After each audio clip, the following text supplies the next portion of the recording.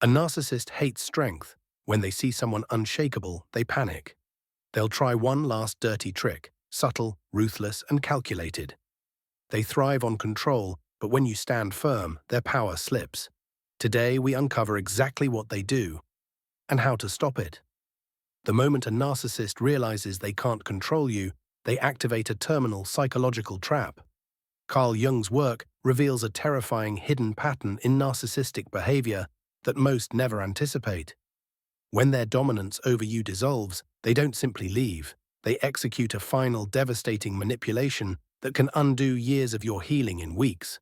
If you fail to identify it, you'll walk directly into their snare. But before we expose this ultimate trick, you must grasp the psychological warfare that sets the stage. Jung proposed that the narcissist's core fear isn't abandonment. It's the precise moment you become psychologically stronger than they are.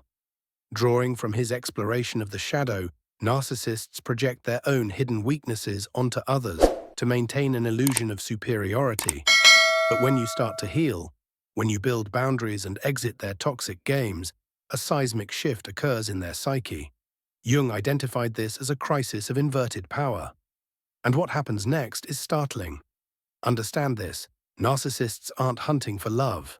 They are hunting for control, for a source of energy to consume.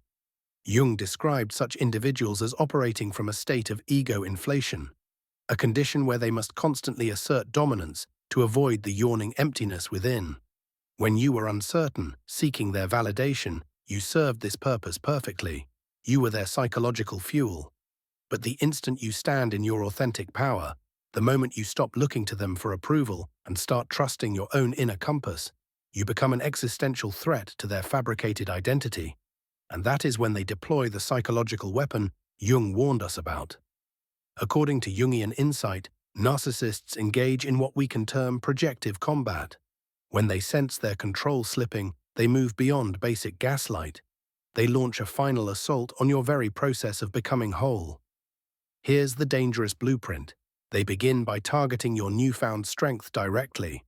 Recall how they once attacked your insecurities. Now they completely flip the narrative.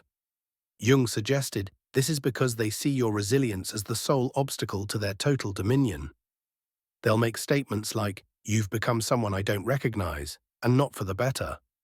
Or, "You used to be compassionate, now you're just self-centered." Or, "You've let your success change you." But here's the chilling part of Jung's analysis. This is not random criticism. They are strategically targeting the specific parts of your soul you've worked hardest to heal. If you've learned to set firm limits, they'll call you uncaring. If you've found your authentic voice, they'll label you confrontational. If you've built genuine confidence, they'll accuse you of arrogance. This is the shaming of fortitude, engineered to make you feel guilty for the very qualities that freed you. But the real deception is still coming. Jung revealed that when shaming your strength fails, narcissists deploy a tactic of regressive longing. They begin nostalgically invoking the old you, the version that was easier to manage. "We had so much fun before you got so serious." Or, "You were happier before you started all this inner work." This is emotional time travel designed to lure you back into disempowered patterns. They aren't missing the real you. They are missing the compliant you. And if you aren't careful, you might start romanticizing that captive self too. Yet here is where Jung's findings become truly disturbing.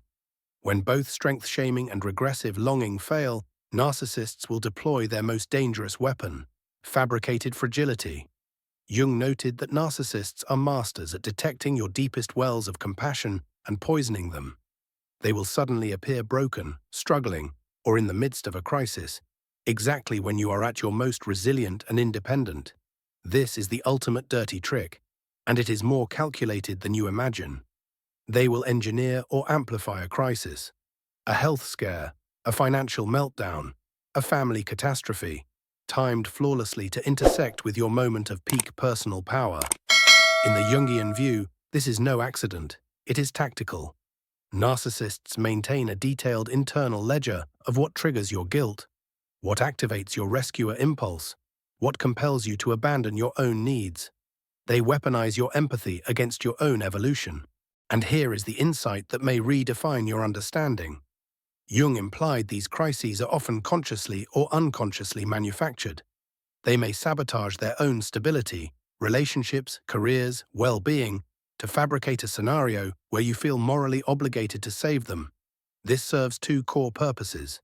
It yanks you back into the caretaker role, and it proves to their fragile ego that they still hold power over you. But Jung uncovered something even colder about this scheme. They don't just want your assistance, they demand you sacrifice your hard-won strength to provide it. Jung observed that narcissists will explicitly ask you to violate the very boundaries and values you fought to establish. I know this isn't what you normally do, but my case is unique. Or, I realize you asked for space, but I have no one else. Or, I know you're prioritizing yourself, but can't you make an exception just this time? Every just this time is engineered to crack the psychological armor you've built. They aren't requesting help. They are demanding proof that their needs still supersede your own well-being. And if you capitulate, Jung warned, you risk surrendering everything you've gained. The most perilous aspect of fabricated fragility is its convincing authenticity. The crisis may be real, but Jung discerned they are experts at curating which crisis to present to you and when. They have other avenues, other people, but they come to you because they know you are the one most likely to discard your boundaries for their sake. So how do you defend against this terminal play? Drawing from Jung, the answer lies in cultivating what we might call bounded compassion. You can acknowledge another suffering without assuming ownership of its resolution. The privilege of a lifetime is to become who you truly are. When a narcissist attempts to reel you back into old dynamics, even through apparent crisis, you must pose the critical question: does aiding them serve my journey toward becoming who I truly am, or does it derail it? Jung's ultimate revelation about this dynamic will transform how you perceive such bonds. He discovered that narcissists dread your strength because it reflects their own abandoned potential for growth, a potential they traded for control. When you refuse to diminish yourself to soothe their discomfort, you're not merely holding a boundary. You are embodying the possibility they chose to forsake. That is precisely why they will fight with such ferocity to drag you back down. But here is what Jung would have you hold on to. Every instance you resist their manipulation, every time you uphold your boundaries despite their manufactured emergency, you are not just protecting yourself. You are demonstrating in action that their supposed power over you was always an illusion. Jung taught that authentic strength isn't immunity to manipulation. It is the capacity to see it, name it, and consciously choose your true self regardless. Their frantic need to control you is, in the final analysis, testament to the power you have already claimed. The narcissist's final gambit only works if you forget your own essence. But once you perceive it for what it is, a last, desperate grasp at evaporating control, you understand that their compulsion to manipulate is actually evidence of your growing freedom. Jung saw that the moment you cease being controllable is the moment you truly begin to live, and no fabricated crisis, however persuasive, is worth bartering that freedom for. Have you faced someone trying to manipulate your strength? Did you notice their last-ditch tricks? How did you handle it? Or could you handle it better? If this deep dive into psychological patterns has resonated with you, please support this channel, give this video a like and subscribe to Winds of Thought. Your engagement fuels this work, and I'm curious, have you encountered this final desperate play? What was the clue that allowed you to see through it? Share your insight below. The path to wholeness is walked together.